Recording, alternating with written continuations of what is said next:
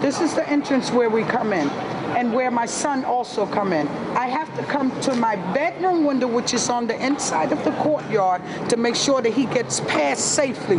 To run this way to come to my kitchen window, which is up there, to make sure that he gets through this way safely. Then go to my hall door, my house door, to make sure that he gets upstairs without being stopped and harassed by police. You can't even walk here, you gotta walk on eggshells. And it's not a pleasant experience to go through.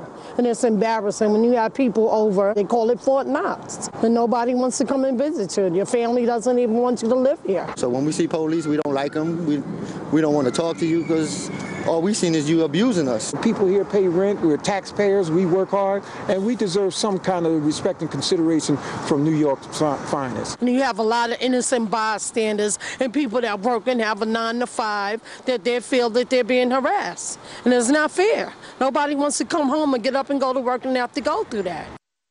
In related news, the Bronx District Attorney's Office announced in September that it would refuse to pursue trespassing charges against people arrested at Bronx public housing projects unless the arresting officer submits to an interview. Officials found police had provided written statements indicating people were guilty of trespassing, even though they later turned out to be innocent. Democracy Now! Invited the New York Police Department to join us on the program. They declined, saying the case is ongoing. For more, we're joined by Molly Cavell. She is staff attorney with the Bronx Defenders and part of the legal team in this case. Her clients are Bronx residents who were illegally stopped by New York City police as part of Operation Clean Halls, part of the stop and frisk program that allows police officers to patrol in and around certain private apartment buildings. We're also joined on the phone by Abdullah Turner, lives in the Bronx. His building is enrolled in the NYPD's Clean Halls program. He testified he was unfairly arrested outside a Clean Halls building while waiting for a friend who was inside. We welcome you both to Democracy Now! Molly, let's begin with you. Talk about the significance of this federal judge ruling. Well, Amy and Juan, it's very, very significant. This is the first, true declaration by a federal judge that the stop and frisk program routinely violates people in New York's rights. That the stop and frisk program routinely takes young Black and Latino males off the streets. We're talking about how many arrests in a year? Saying like 600,000 or 700,000? Well, there's 700,000 stops in 2011, which was a record-breaking number. In 2012, the number has gone down some, but I don't think the final numbers are out yet for 2012. Yes. In reading Judge Schindler's decision, she also referred quite extensively to the Bronx District Attorney's Office qualms over how the police were conducting these investigations, which is really unusual, the District Attorney's position here.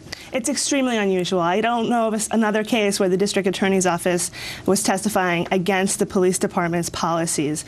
The Bronx District Attorney had seen far too many cases be dismissed by judges who were furious that the police officers in those cases had either lied to district attorneys about where the person had been stopped or what kind of investigation the police officers had been doing. And they were furious that people were being stopped on suspicion of trespass merely for being outside of a building that was enrolled in this program. This program called Clean Halls? Yes. The program is, there's 8,000 buildings in New York City, 3,000 of them are in the Bronx, and it's private landlords sign up their buildings for patrol by the NYPD. The police commissioner calls this sort of a doorman function, or says that the police are providing the same level of safety as a private doorman. But that's ridiculous. Doormen don't carry guns, in open plain view. Doormen don't throw you up against the wall. Doormen don't arrest you for no reason. Abdullah Turner, tell us what happened to you.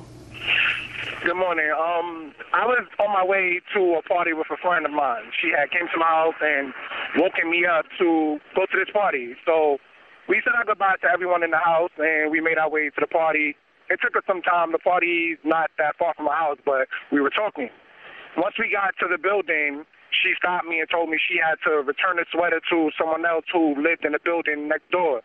So I waited for her outside. She went in the building, and I was on the phone with another friend.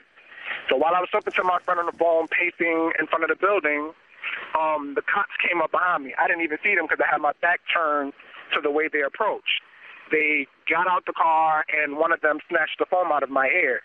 I turned around to see who snatched my phone, and it was a police officer. So I'm like, yo, what's going on?